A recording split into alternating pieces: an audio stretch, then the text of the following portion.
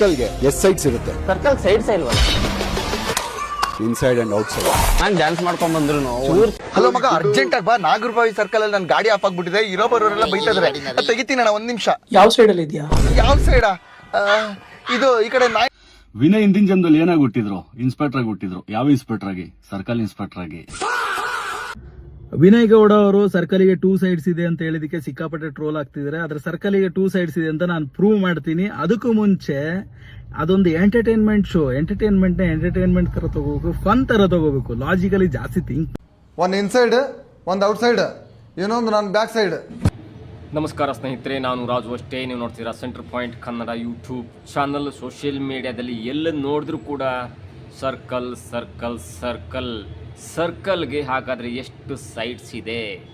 ವಿನಯ್ ಗೌಡ ಹೇಳಿದ ಸತ್ಯನ ಅಥವಾ ನಿಜಕ್ಕೂ ಕೂಡ ಸೈಂಟಿಸ್ಟ್ಗಳು ಏನು ಹೇಳ್ತಾರೆ? ಇವೆಲ್ಲವನ್ನು ನೋಡೋಣ. ಅದಕ್ಕಿಂತ ಮೊದಲು ಇಲ್ಲಿ ತನಕ ನಮ್ಮ ಚಾನಲ್ನ ಸಬ್ಸ್ಕ್ರೈಬ್ ಮಾಡಿಲ್ಲ ಅಂದರೆ ಈಗಲೇ ಸಬ್ಸ್ಕ್ರೈಬ್ ಮಾಡಿ, ಜೊತೆಗೆ ಕಾಮೆಂಟ್ಗಳ ಮುಖಾಂತರ ತಮ್ಮ ಅಭಿಪ್ರಾಯವನ್ನು ತಿಳಿಸಬಹುದು. ಎಸ್ ವೀಕ್ಷಕರೇ, ಬಿಗ್ ಬಾಸ್ನ ಅಗ್ನಿ ಪರೀಕ್ಷೆ ಅಂದರೆ ಬಿಗ್ ಬಾಸ್ ಸೀಸನ್ 13ಕ್ಕೆ ಹೋಗೋ ಮುನ್ನ ಕೆಲವೊಂದು ಕಾಮನರ್ಗಳನ್ನು, ಅಂದರೆ ಸಾಮಾನ್ಯ ಜನರನ್ನ ಬಿಗ್ ಬಾಸ್ಗೆ ಕಳಿಸುವ ನಿಟ್ಟಿನಲ್ಲಿ ಬಿಗ್ ಬಾಸ್ ತಂಡ ಆಯೋಜಿಸಿದಂಥ ಒಂದು ಕಾರ್ಯಕ್ರಮ. 60 ಜನರಲ್ಲಿ ಕೊನೆಯದಾಗಿ 3 ಸ್ಪರ್ಧಿಗಳನ್ನ ಬಿಗ್ ಬಾಸ್ನ ಮನೆ ಒಳಗೆ ಕಳಿಸ್ತಾರಂತೆ. ಇವರೆಲ್ಲರೂ ಕೂಡ ಸಾಮಾನ್ಯ ಪ್ರಜೆಗಳನ್ನು, ಅಂದರೆ ಸೆಲೆಬ್ರಿಟಿಗಳಲ್ಲದಂಥವರನ್ನು, ಸಾಮಾನ್ಯರನ್ನು ಬಿಗ್ ಬಾಸ್ನ ಮನೆಯ ಒಳಗಡೆ ಕಳಿಸುವಂಥ ಪ್ರಕ್ರಿಯೆ ಇದೆಯಲ್ಲ, ಅದು ಅಗ್ನಿ ಪರೀಕ್ಷೆ ಅನ್ನುವಂಥ ಹೆಸರಿಟ್ಟು ಮಾಡ್ತಾ ಇದ್ದಾರೆ.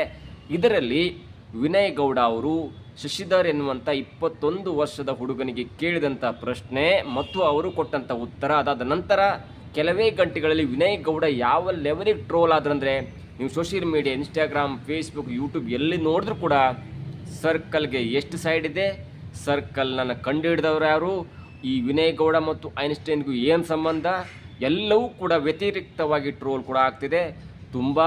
ನೋಡ್ಲಿಕ್ಕೆ ತುಂಬ ಚೆನ್ನಾಗಿದೆ. ಹೊಸ ವಿಷಯಗಳು ಕೂಡ ಆವಿಷ್ಕಾರದಂತೆ ಹೊರಗೆ ಬರ್ತಾ ಇದೆ. ಹಾಗಾದರೆ ವಿನಯ್ ಗೌಡ ಶಶಿಧರ್ ಎನ್ನುವಂಥ ಹುಡುಗನಿಗೆ ಏನು ಕೇಳಿದರು? ಶಶಿಧರ್ ಎನ್ನುವಂಥ ಆ್ಯಟಿಟ್ಯೂಡ್ ಇರುವಂಥ ಹುಡುಗ, ಅದು ಜನರೇಷನ್ ಇರೋದ್ರಿಂದ ಅದು ತಪ್ಪು ಸರಿ ಅನ್ನಲಿಕ್ಕಾಗಲ್ಲ. ಅಂಥ ಹುಡುಗನಿಗೆ ಅಷ್ಟೇ ರೀತಿಯಲ್ಲಿ ಆ್ಯಟಿಟ್ಯೂಡ್ ತರಹದಲ್ಲಿ ಒಂದು ಪ್ರಶ್ನೆಯನ್ನು ಕೇಳ್ತಾರೆ. Inside and out side.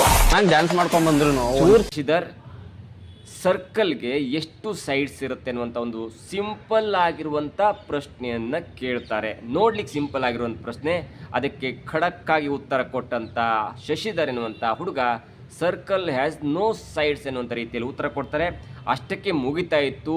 ಅದಾದ ನಂತರ ವಿನಯ್ ಗೌಡ ಅವರು ಸ್ವಲ್ಪ ಮಟ್ಟಿಗೆ ಮ್ಯಾನರಿಸಮ್ ತೋರಿಸೋ ಮುಖಾಂತರ ಎದ್ದು ನಿಂತು ಚಪ್ಪಾಳಿ ಹೊಡೆದು circle has 2 sides, 1 is inside, ಮತ್ತೊಂದು ಔಟ್ಸೈಡ್ ಎನ್ನುವಂಥ ರೀತಿಯಲ್ಲಿ ಉತ್ತರ ಕೊಡ್ತಾರೆ. ಆ ಉತ್ತರ ಕೊಡುವಾಗ ಎಲ್ಲವೂ ಕೂಡ ಸಿಂಪಲ್ ಅನ್ನಿಸ್ತು. ಆದರೆ ಅದರ ಮೂಲ ಹುಡುಕ್ತಾ ಹೋದಾಗ ಟ್ರೋಲರ್ಗಳಿಗೆ ಬೇಕಾದಂಥ ಒಂದು ಈ ತುಂಬ ಸ್ವೀಟ್ ಆದ ಆಹಾರ ಅಂತಾರಲ್ಲ, ತುಂಬ ಖುಷಿ ಪಡ್ತಾ ಇದ್ದಾರೆ ಎಲ್ಲ ಟ್ರೋಲರ್ಗಳು. ಹಾಕೊಂಡು ರುಬ್ಬುತ್ತಾ ಇದ್ದಾರೆ. ಒಂದೇ ಒಂದು ಮಾತನ್ನ ಹೇಳಬೇಕಂದ್ರೆ ವಿನಯ್ ಗೌಡ ಅವ್ರನ್ನ ರುಬ್ತಾ ಇದ್ದಾರೆ.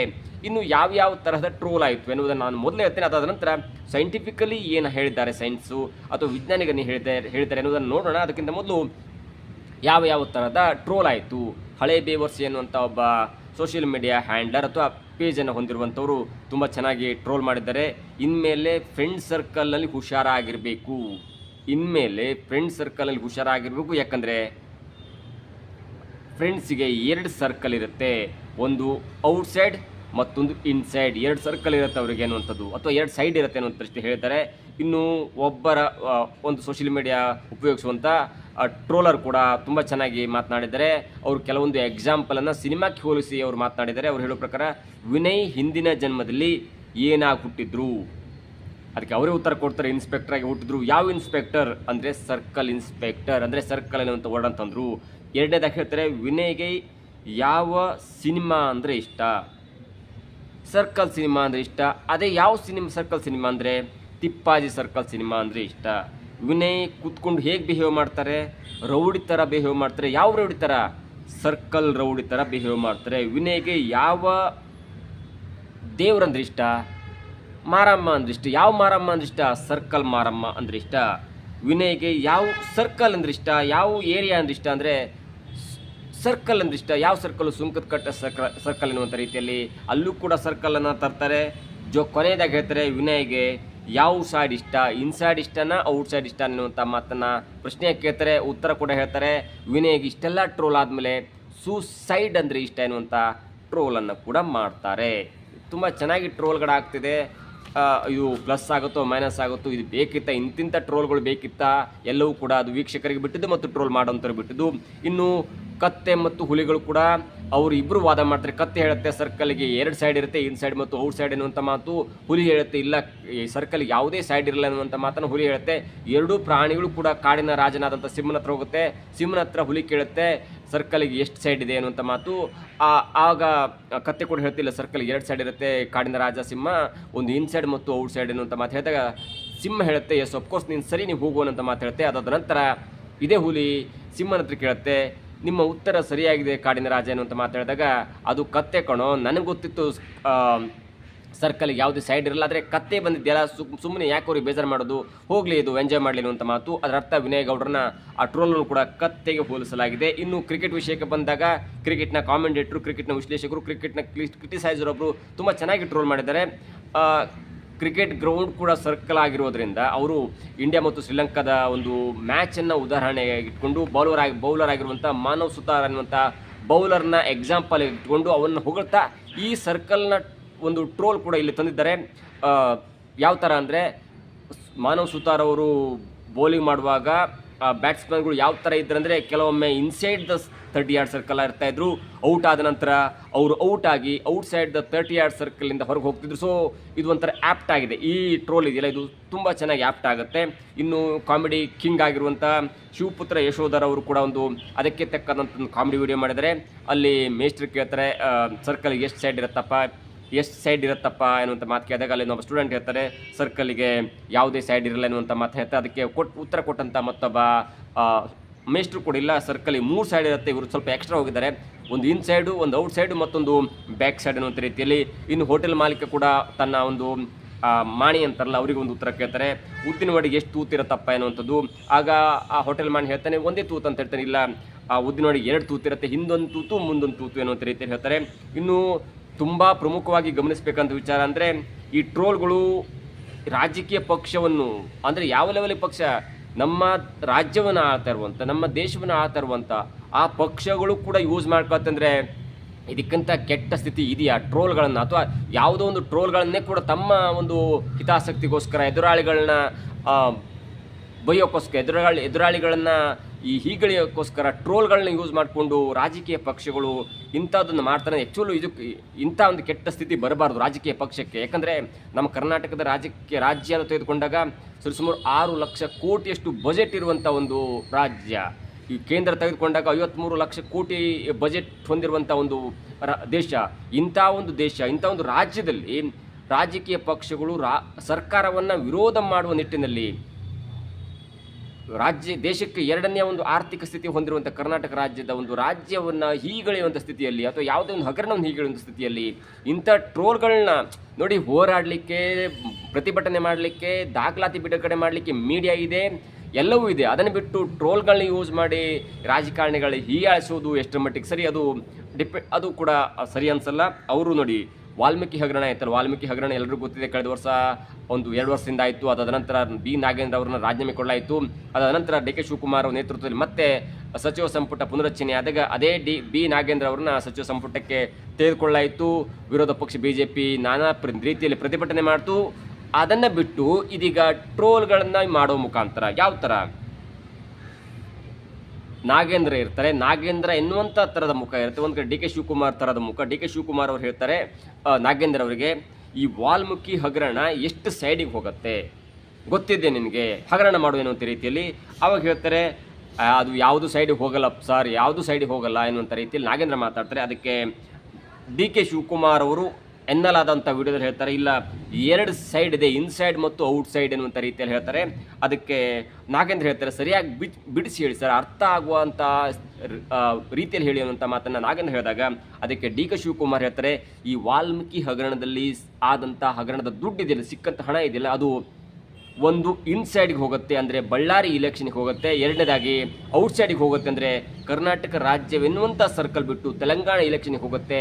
ಅಂದರೆ ಇನ್ಸೈಡ್ ಅಂದರೆ ಬಳ್ಳಾರಿ ಇಲೆಕ್ಷನ್ ಔಟ್ಸೈಡ್ ಅಂದರೆ ಕರ್ನಾಟಕದ ಹೊರಗಿರುವಂಥ ತೆಲಂಗಾಣ ಇಲೆಕ್ಷನ್ಗೆ ಹೋಗುತ್ತೆ ಅನ್ನುವಂಥ ಮಾತನ್ನು ಟ್ರೋಲ್ ಮುಖಾಂತರ ಬಳಸಿದ್ದಾರೆ. ಇನ್ನು ಮುಂದುವರೆದು ಒಬ್ಬ ಸೋಷಿಯಲ್ ಮೀಡಿಯಾ ಉಪಯೋಗಿಸುವಂಥ ಕೂಲ್ ಆಗಿರುವಂಥ ವ್ಯಕ್ತಿ ಕೂಡ ಇದು ತಪ್ಪು, ಅಂದರೆ ಇದು ಎಂಟರ್ಟೈನ್ಮೆಂಟಿಗೆ ಆದಂಥ ಒಂದು ವಾಕ್ಯದ ಎಕ್ಸ್ಚೇಂಜ್ ಅಥವಾ ಸೆಂಟೆನ್ಸ್ ಎಕ್ಸ್ಚೇಂಜ್ ಆಗಿದೆ ಹೊರತು ಅದನ್ನು ತುಂಬ ಗಂಭೀರವಾಗಿ ತೆಗೆದುಕೊಂಡು ಬೇರೆ ಬೇರೆ ವಿಷಯಗಳನ್ನ ಬಿಟ್ಟುಕೊಂಡು ನಾವು ಇದನ್ನೇ ಟ್ರೋಲ್ ಮಾಡ್ತಾ ಕೂತ್ಕೊಂಡು ಅದನ್ನೇ ಎಂಜಾಯ್ ಮಾಡ್ತಾ ಕೂತ್ರೆ ಇದು ಸರಿಯಲ್ಲ. ಏನೋ ತಪ್ಪೋ ಸರಿಯೇ ಹೇಳಿದ್ದಾರೆ, ಅದನ್ನು ಅಷ್ಟಕ್ಕೆ ಬಿಡಬೇಕಿತ್ತು. ಅದನ್ನು ಬಿಟ್ಟು ಸೋಷಿಯಲ್ ಮೀಡಿಯಾ ಹ್ಯಾಂಗ್ ಆಗೋ ರೀತಿ ಅಥವಾ ಈ ಫ್ರೀಜ್ ಆಗುವ ರೀತಿಯಲ್ಲಿ ಇದನ್ನು ಟ್ರೋಲ್ ಮಾಡೋದು ಎಷ್ಟು ಸರಿ ಎನ್ನುವುದನ್ನು ಹೇಳಿದ್ದಾರೆ. ಜೊತೆಗೆ ಅದನ್ನು ಡಿಪೆಂಡ್ ಕೂಡ ಮಾಡ್ಕೊಂಡಿದ್ದಾರೆ. ಈ ಟ್ರೋಲನ್ನು ಇಷ್ಟಕ್ಕೆ ಬಿಡಬೇಕು, ಓಕೆ ಮಾಡ್ತಾ ಇದ್ದಾರೆ, ಆದರೆ ಇದರ ಸೈಂಟಿಫಿಕ್ ಆದಂಥ ಒಂದು ರೀಸನ್ ಕೂಡ ಹೇಳಿದ್ದಾರೆ. ಅವ್ರು ಹೇಳ್ತಾರೆ ಅಥವಾ ಅವರು ವಿಡಿಯೋ ಕೂಡ ಹಂಚ್ಕೊಂಡಿದ್ದಾರೆ. ವಿನಯ್ ಗೌಡ ಅವರು ಸರ್ಕಲಿಗೆ 2 ಸೈಡ್ಸ್ ಇದೆ ಅಂತ ಹೇಳಿದಕ್ಕೆ ಸಿಕ್ಕಾಪಟ್ಟೆ ಟ್ರೋಲ್ ಆಗ್ತಿದ್ದಾರೆ. ಆದ್ರೆ ಸರ್ಕಲಿಗೆ 2 ಸೈಡ್ಸ್ ಇದೆ ಅಂತ ನಾನು ಪ್ರೂವ್ ಮಾಡ್ತೀನಿ. ಅದಕ್ಕೂ ಮುಂಚೆ ಅದೊಂದು ಎಂಟರ್ಟೈನ್ಮೆಂಟ್ ಶೋ, ಎಂಟರ್ಟೈನ್ಮೆಂಟ್ ತರ ತಗೋಬೇಕು, ಫನ್ ತರ ತಗೋಬೇಕು. ಲಾಜಿಕಲಿ ಜಾಸ್ತಿ ಥಿಂಕ್ ಮಾಡಕ್ ಹೋಗ್ಬಾರ್ದು. ಮೊನ್ನೆ ಅವ್ರನ್ನ ಪ್ರೀತಿಸೋರೆಲ್ಲ ಟ್ರೋಲ್ ಮಾಡೋದು ತಪ್ಪು. ಸಿಕ್ಕಾಪಟ್ಟೆ ಲಾಜಿಕಲಿ ಥಿಂಕ್ ಮಾಡ್ಬೇಕಂದ್ರೆ ಅದನ್ನ ಪ್ರೂವ್ ಮಾಡಬಹುದು. Jordan's curve theorem, a circle divides a 2D plane into 2 parts which has inside and outside. ನಾನು ಜಾರ್ಡನ್ಸ್ ಕರ್ವ್ ಮುಖಾಂತರ ಥಿಯರಮ್ ಇದೆಯಲ್ಲ, ಸೈನ್ಸಲ್ಲಿ ಒಂದು ಗಣಿತಶಾಸ್ತ್ರದಲ್ಲಿ ಒಂದು ಥಿಯರಮ್ ಇದೆ, ಜಾರ್ಡನ್ಸ್ ಕರ್ವ್ ಥಿಯರಮ್ ಅಂತ. ಆ ಥಿಯರಮ್ನ ಒಂದು ಆಳ ಅಗಲವನ್ನು ಹಂಚಿಕೊಂಡು ಅವರು ಕೂಡ ಡಿಪೆಂಡ್ ಮಾಡ್ಕೊಂಡಿದ್ದಾರೆ. ಸರ್ಕಲ್ಲಿಗೆ 2 ಸೈಡ್ ಇರುತ್ತೆ, ನೀವು ಬೇಕಾದ್ರೆ ನೋಡಿ ಅನ್ನುವಂಥ ಮಾತನ್ನು ಕೂಡ ಹೇಳಿದ್ದಾರೆ. ನಾವು ಕೂಡ ಅದನ್ನು ಚೆಕ್ ಮಾಡಿದಾಗ ಸರ್ಕಲ್ ಬಗ್ಗೆ ಡಾಕ್ಟರ್ ಜಾರ್ಡನ್ ಅವರು ಒಂದು ಥಿಯರಮನ್ನು ಕಂಡುಹಿಡಿದ್ರು. ಅದರಲ್ಲಿ ಕನ್ನಡದಲ್ಲಿ ಹೇಳ್ತೇನೆ, ತುಂಬ ಸ್ಪಷ್ಟವಾಗಿದೆ. ಯಾವುದೇ ಸರಳವಾದ ಮುಚ್ಚಿದ ವಕ್ರರೇಖೆಯು ಅಂದರೆ ಸಿಂಪಲ್ ಕ್ಲೋಸರ್ ಕರ್ವ್ ಸಮತಲವನ್ನು ಅಂದರೆ ಪ್ಲೇನನ್ನು ಕೇವಲ 2 ಭಿನ್ನ ಭಾಗಗಳಾಗಿ ವಿಂಗಡಣೆ ಮಾಡುತ್ತೆ. ಒಂದು ಇಂಟೀರಿಯರ್ ಮತ್ತೊಂದು ಎಕ್ಸ್ಟೀರಿಯರ್, ಒಂದು ಒಳಭಾಗ ಮತ್ತೊಂದು ಹೊರಭಾಗ ಎನ್ನುವಂಥ ರೀತಿಯಲ್ಲಿ. ಆದರೆ ಇದು ಪ್ರೂವ್ ಮಾಡಲಿಕ್ಕೆ ತುಂಬ ಕಷ್ಟ ಕೂಡ ಆಗುತ್ತೆ. ಇದು ಸ್ವಲ್ಪ ಸಿಂಪಲ್ ಅನಿಸಿದ್ರು ಕೂಡ ಪ್ರೂವ್ ಮಾಡಲಿಕ್ಕೆ ಸ್ವಲ್ಪ ಕಷ್ಟದಾಯಕ. ಯಾಕಂದರೆ ಹೇಳ್ತಾರೆ ನೋಡಿ, continuous loop that starts and ends at the same point and never cross itself is called as circle. ಅಂದರೆ 2 ಥರದ ಒಂದು ರೇಖೆ ಇರುತ್ತೆ, ಒಂದು ಸರಳ ರೇಖೆ ಮತ್ತೊಂದು ವಕ್ರ ರೇಖೆ ಇರುತ್ತಲ್ಲ. ಸರಳ ರೇಖೆ ದಟ್ ವಿಲ್ ನೆವರ್ ಟಚ್, ಅಂದರೆ ನೇರವಾಗಿ ಹೋಗುತ್ತೆ ಅದು, ಮತ್ತು ಸ್ಟಾರ್ಟ್ ಮತ್ತು ಎಂಡು ಯಾವತ್ತೂ ಟಚ್ ಆಗಲ್ಲ. ಮತ್ತೊಂದು ಸ್ಟಾರ್ಟಿಂಗ್ ಪಾಯಿಂಟ್ ಮತ್ತು ಎಂಡಿಂಗ್ ಪಾಯಿಂಟ್ ಟಚ್ ಆಗುತ್ತಲ್ಲ, ಅದನ್ನು ವಕ್ರ ರೇಖೆ ಎನ್ನುತ್ತಾರೆ. ಅದು ಸಿಂಪಲ್ಲಾಗಿ ಸ್ಮೂತ್ ಆಗಿದ್ದರೆ ಅಥವಾ ಆಕಾರದಲ್ಲಿದ್ದರೆ ಅದನ್ನು ಒಂದೇ ಆಕಾರದಲ್ಲಿ ಅದನ್ನು ನಾರ್ಮಲಿ ಸರ್ಕಲ್ ಅಂತ ಹೇಳ್ತೇವೆ. ಇದು ವಕ್ರ ರೇಖೆ ಆಗಿರೋದ್ರಿಂದ ಸ್ಟಾರ್ಟಿಂಗ್ ಪಾಯಿಂಟ್ ಮತ್ತು ಎಂಡಿಂಗ್ ಪಾಯಿಂಟ್ಗಳು ಕೂಡೋದ್ರಿಂದ ಅಥವಾ ಮಧ್ಯದಲ್ಲಿ ಯಾವುದೇ ಕಾರಣಕ್ಕೂ ಅದು ಟಚ್ ಆಗದೇ ಇರುವ ಕಾರಣಕ್ಕಾಗಿ ಸಮತಲವನ್ನು 2 ಭಾಗಗಳಾಗಿ ವಿಂಗಡಣೆ ಮಾಡಲಿಕ್ಕೆ ಸಾಧ್ಯ ಇದೆಯಾ, ಅದನ್ನು ಪ್ರೂವ್ ಮಾಡೋದು ಸ್ವಲ್ಪ ಕಷ್ಟ. ಹಾಗಾಗಿ ಆದರೆ ಸತ್ಯ ಅಂತೂ ಇದೆ. ಜಾರ್ಡನ್ಸ್ ಕರ್ವ್ ಥಿಯರಮ್ ಹೇಳೋ ಪ್ರಕಾರ a continuous loop that starts and ends at the same point and never cross itself will divide a circle into 2 parts called as interior and exterior parts ಎನ್ನುವಂಥ ರೀತಿಯಲ್ಲಿ ಥಿಯರಮ್ ಕೂಡ ಇದೆ.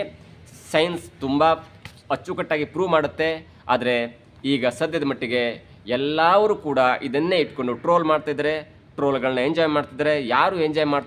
ಯಾರು ಎಂಜಾಯ್ ಜಾಸ್ತಿ ಮಾಡ್ತಾ ಇದ್ದಾರೆ ಅಂದರೆ ಇದೇ ಟ್ರೋಲ್ಗೆ ಒಳಗಾದಂಥ ವಿನಯ್ ಕೂಡ ತುಂಬ ಚೆನ್ನಾಗಿ ಟ್ರೋಲ್ಗಳನ್ನ ಎಂಗೇಜ್ ಮಾಡ್ತಾ ಇದ್ದಾರೆ, ಎಂಜಾಯ್ ಮಾಡ್ತಿದ್ದಾರೆ. ಯಾಕಂದರೆ ಅವರ ಇನ್ಸ್ಟಾಗ್ರಾಮ್ ಪೇಜ್ ತುಂಬ ಎಂಗೇಜ್ಮೆಂಟನ್ನು ಪಡ್ಕೊಳ್ತಾ ಇದೆ ಮತ್ತು ಬೂಸ್ಟ್ ಕೂಡ ಆಗ್ತಿದೆ.